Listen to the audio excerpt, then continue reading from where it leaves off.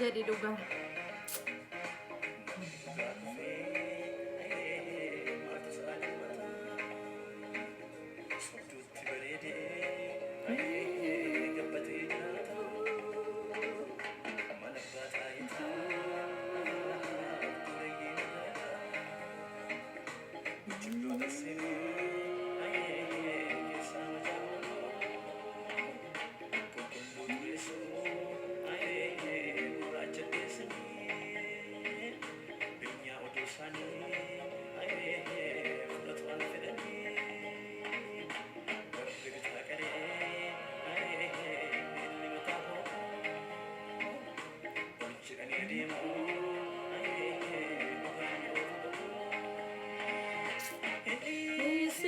Faradimale, Indisin, Faradimale, Indisin, Faradimale, Indisin, Faradimale, Indisin, Faradimale, Indisin, Faradimale, Indisin, Faradimale.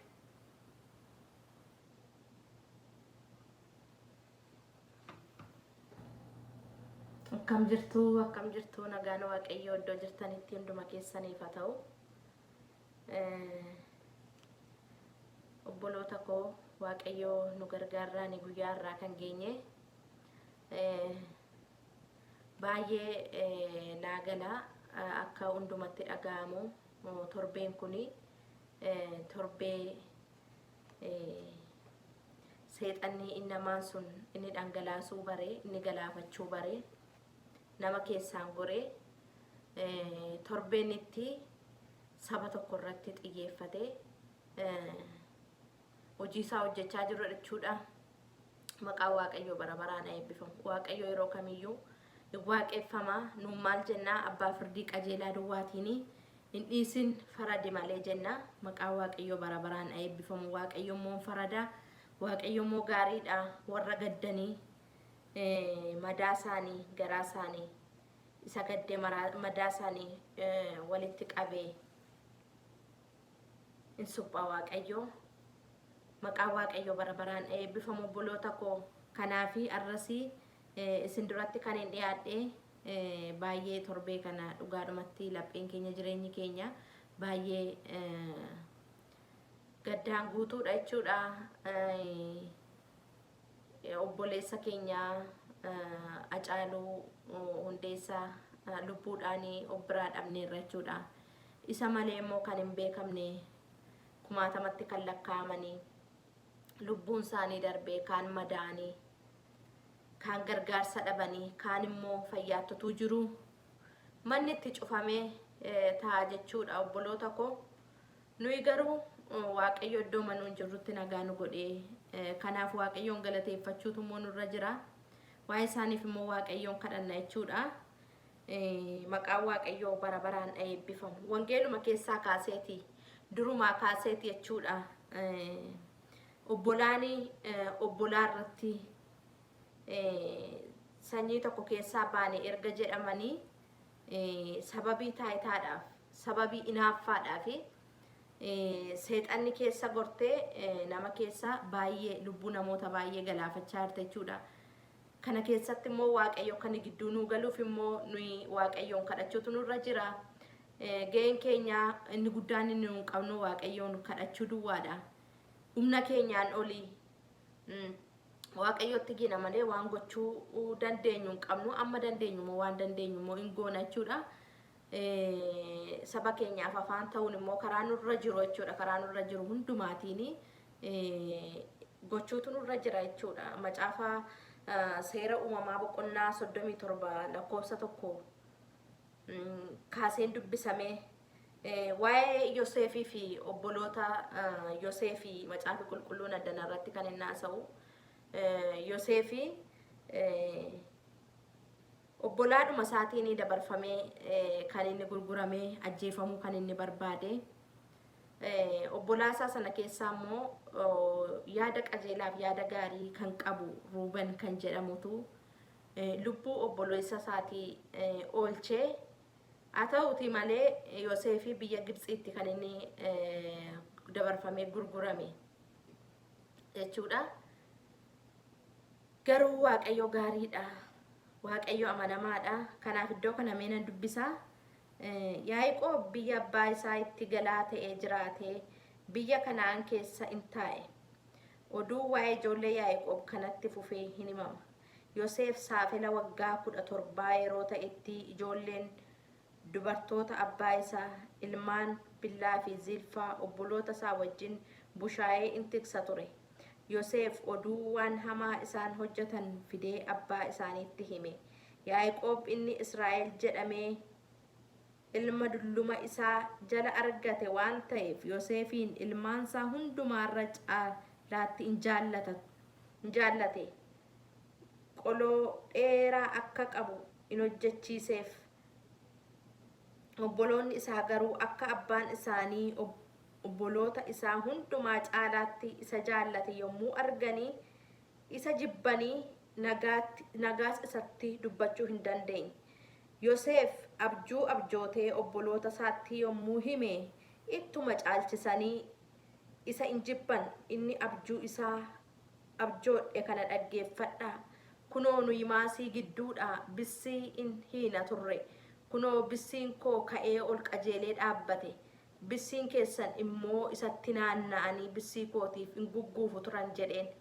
Obboloonni isaas deebisanii ati dhuguma mootii nu irratti taataa yommus dhuguma abboon aboon irratti qabaattaa jedhanii akkasitti waa'ee abjuu isaatiif waa'ee dubbii isaatis ittuma caalchisanii isa injibban. Ammas abjuu tokko abjootee obboloota isaatti himee kunoo ani abjuu kan biraa tokkon abjoodhe biiftuun ji'a urjoonni 11 anaaf utuu gugguufanii argeera jedhe. Yeroos inni abbaa isaa fi obboloota isaatti himetti garuu abbaan isaa isa ifatee abjuunis ati abjootte kun maali? Dhuguma anaa fi haati kee obboloonni kees dhufnee hamma lafa geenyutti siif gugguufuuf jirra moo jedhe. Kanarratti obboloonni isaa isatti hinaafanii jedha. Yoseef addana keessatti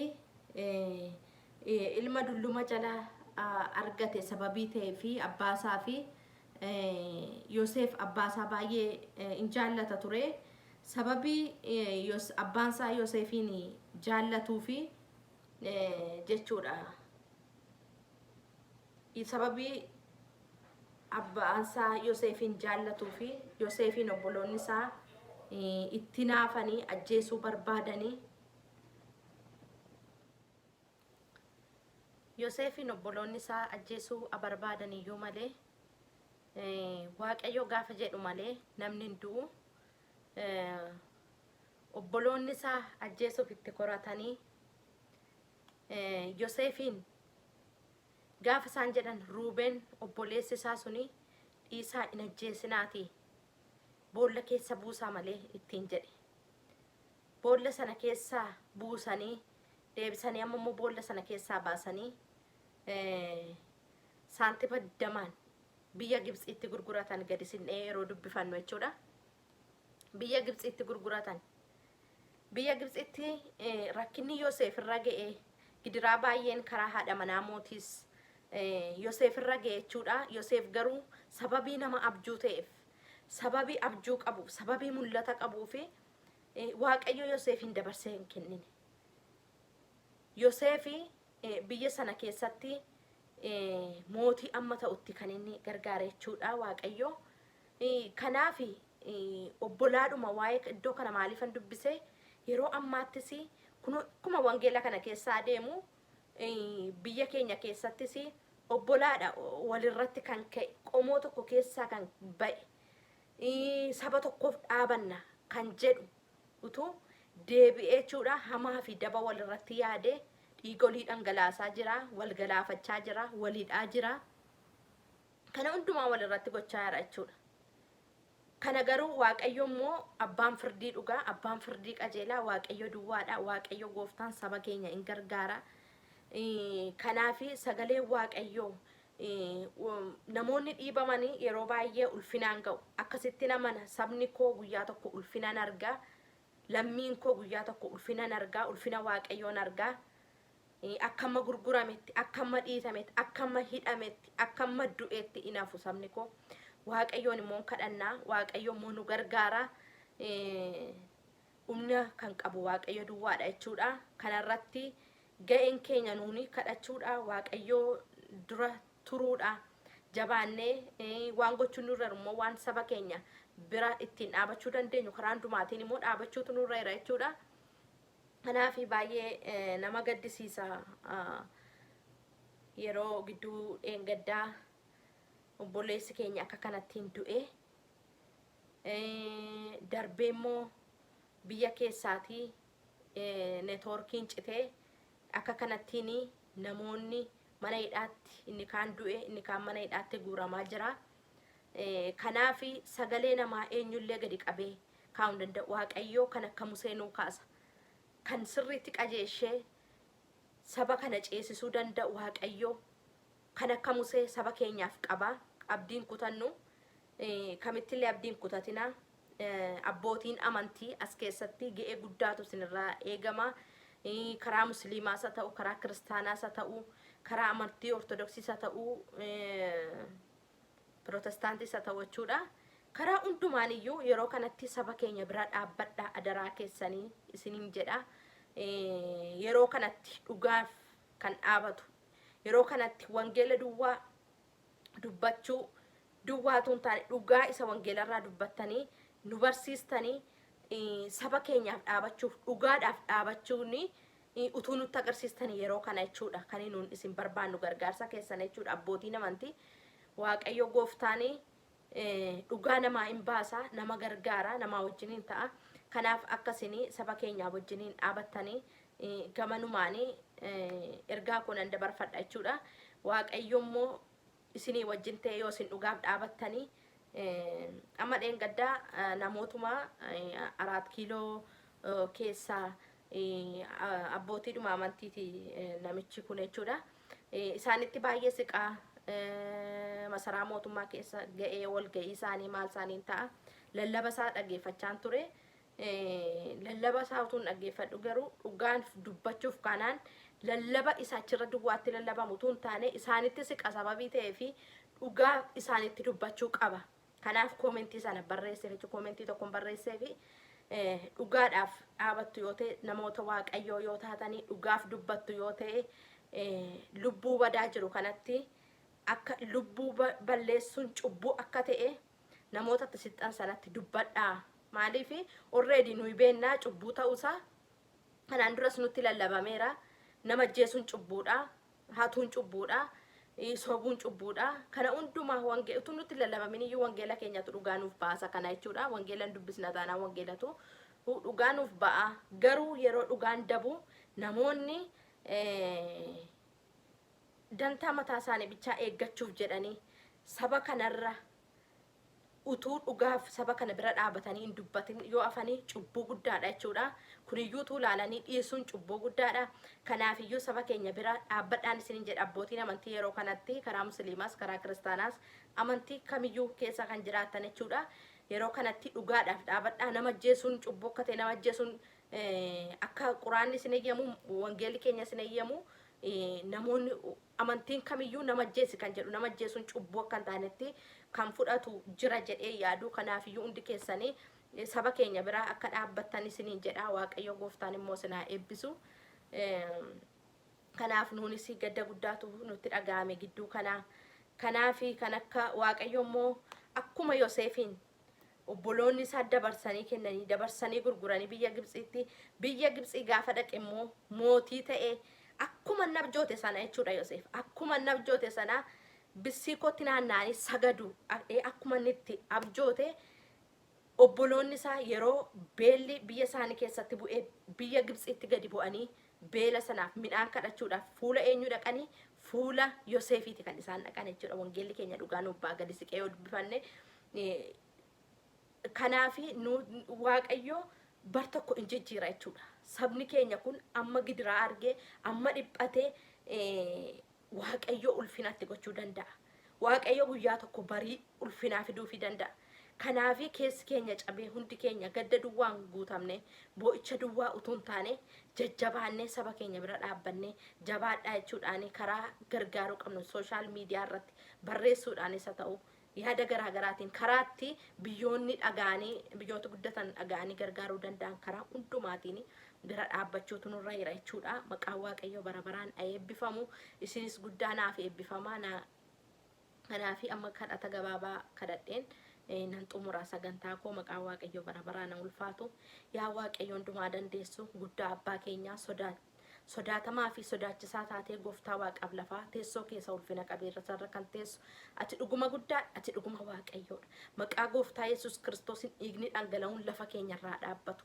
saba keenyarraa dhaabbatu irree isaa kan ol fudhatee akka irree Fariyooniin ol kaasee saba keenya inni miidhuu barbaadu maqaa Yesuusin saba keenyarraa kan qabame haa ta'u yaa waaqayyo gooftaa lubbuu ba'e immoo yaa waaqayyo gooftaa iddoo gaariitti ati nuu kunuunsi yaa waaqayyo gooftaa dhala isaa immoo yaa gooftaa warra battaname yaa waaqayyo gooftaa warra face yaa waaqayyo gooftaa ijoollee isaa mana isaa wajjiniin ta'uun jaalala kee haa ta'u isaaniin jajjabeessuun jajjabina kee saba koof yaa waaqayyo gooftaa maatii mucaan keessaa dhibameef yaa waaqayyo gooftaa jajjabina ta'e gooftaa koo nu gargaari nu wajjiniin ta'e dhugaa keenya falmii baasi yaa waaqayyo nu wajjin dhaabadhu nuuf faradi ati abbaa firdii qajeelaati, ati miizanni keen jallatu, ati yaa Waaqayyo gooftaa dhugaaf dhaabatta, yaa Waaqayyo Kiristoos Iyesuus ati dhugaaf duute, yaa Waaqayyo gooftaa ati dhugaaf dhaabatta, maqaa Iyesuusiin dhugaadhaaf warra dhugaadhaaf yaa Waaqayyo dhiigi qulqulluun kan dhangala'uuf ati faradi, ati dhaabbadhuuf yaa Waaqayyo gooftaa gargaarsi kee ayyaanni kee gooftaa dandeettiin kee hundumtuu saba koof anaa wajji waan jiruuf ulfaadhu jireenya keenyaa yaa Waaqayyo warra na ilaalaa jiranii hundumaa ati eebbisii. Waaqayyo gooftaan isinaa eebbisu sagantaan sanbata guddaa qabuudha kuni jechuudha. Waa'een saba kootii immoo baay'ee na dhiphisa, keessi koo baay'ee natti tolaa miti. Waaqayyo garuu gaariidha. Bariin ulfinaa tokko hin dhufa. Waaqayyo nu gargaara. Jabaadhaa saba koo, jabaadhaa dhaabbadhaa, kadhadhaa. Waaqayyo nu ceesisa. Guyyaa tokko immoo galataan walitti akka nun galateeffannu nu godha jechuudha. Waaqayyo kana hundumaa hin godha. Maqaa Waaqayyo bara baraan haa ulfaatu. An kan isin wajjin ture Fitsum Mucaa Yesuus yuutuubii jedhudha. Laayikii godhaa, sheerii godhaa, sabskraayibii gochuun sagalee koo kana namootaaf raabsaa. Maqaa Yesuusiin eebbifama.